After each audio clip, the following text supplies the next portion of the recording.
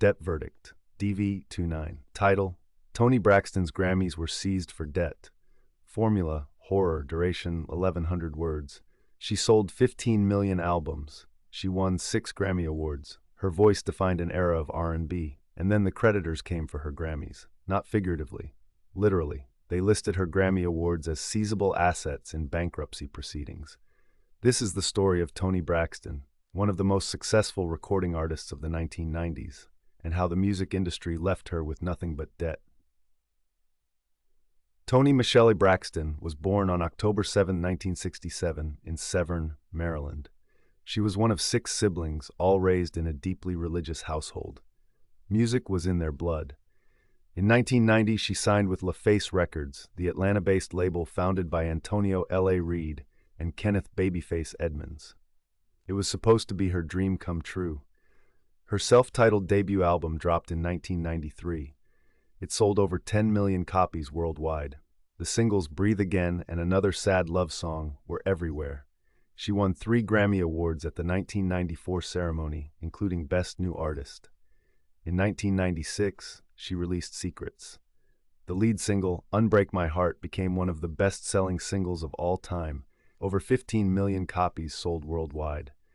The album itself moved another 15 million units globally. By any measure, Toni Braxton was a superstar. 2 albums, combined sales exceeding 25 million, multiple Grammys, world tours, magazine covers. So how was she $3.9 million in debt? The answer was in her recording contract.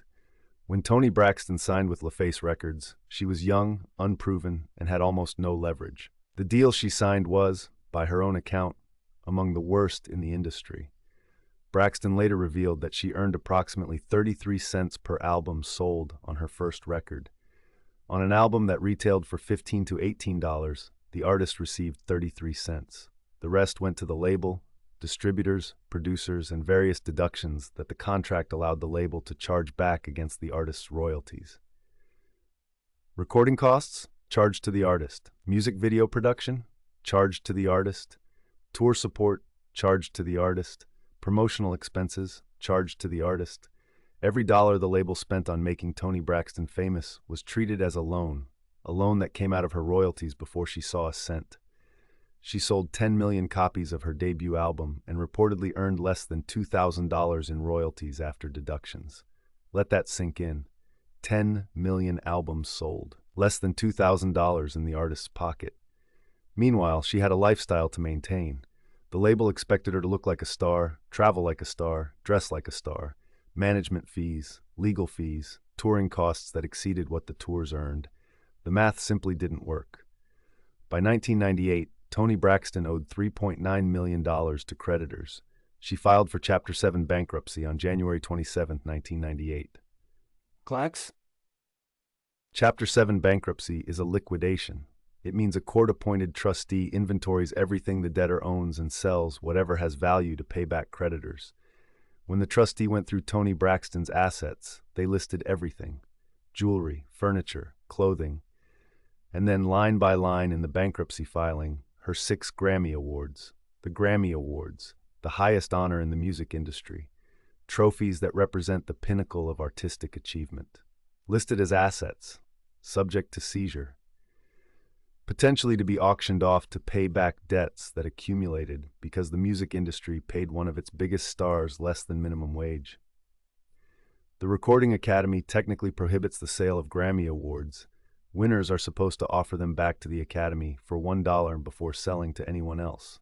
But the legal question of whether a bankruptcy trustee could override that restriction made headlines. Braxton eventually negotiated to keep her Grammys. But the image of a multi-platinum artist's trophies being inventoried like furniture in a liquidation proceeding told a story the music industry didn't want told. You might think the story ends there. It doesn't. After her 1998 bankruptcy, Braxton renegotiated her contract and continued recording. She released The Heat in 2000, which went platinum. She starred in a Broadway production of Beauty and the Beast. She landed a Las Vegas residency at the Flamingo. But the financial damage was deep, and the industry hadn't changed. In 2010, Toni Braxton filed for bankruptcy again. This time, Chapter 7 again, with debts reported between $10 million and $50 million. The filing listed assets between $1 million and $10 million against those debts. Among the creditors, the IRS, AT&T, Tiffany & Co., the Four Seasons Hotels, and DirecTV. She was candid about what happened. Medical bills from her lupus diagnosis in 2008 had mounted, touring income had declined, reality TV deals hadn't replaced album revenue, and the financial literacy she needed to manage a career in an exploitative industry was something no one had ever taught her. "I was told I was making a lot of money," she told ABC News in 2012. "But I never really saw a lot of money." Toni Braxton's story is not unique. It is the music industry's open secret. TLC, one of the best-selling girl groups of all time, filed for bankruptcy in 1995, despite selling over 10 million copies of Crazy Sexy Cool. The group reportedly earned less than $50,000 each after deductions. Billy Joel discovered in 1989 that his former manager had mismanaged and embezzled millions. Florence Ballard of the Supremes died on welfare in 1976 after being pushed out of the group and losing her royalties. The pattern is consistent. Artists create enormous value. Labels capture most of it.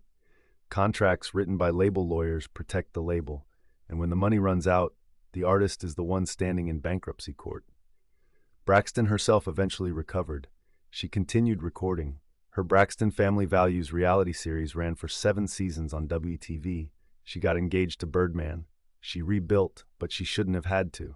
An artist who sells 15 million albums should not be filing for bankruptcy. An artist whose single sells 15 million copies should not be earning 33 cents an album. And nobody's Grammy Awards should ever appear on a liquidation schedule. The music industry has changed since Toni Braxton signed her first contract. Streaming has shifted revenue models. Artists have more options for independent distribution. But the fundamental power imbalance remains. Labels still offer young, hungry artists deals they don't fully understand. Advances still function as loans, and the fine print still favors the company that wrote it. Toni Braxton's Grammys weren't seized because she was irresponsible. They were listed because a system designed to extract maximum value from artists left one of its biggest stars with nothing but trophies and debt. The verdict on the music industry was rendered a long time ago. The sentence just keeps getting served by every new generation of artists who sign on the dotted line without reading the fine print. If you've ever dealt with predatory contracts or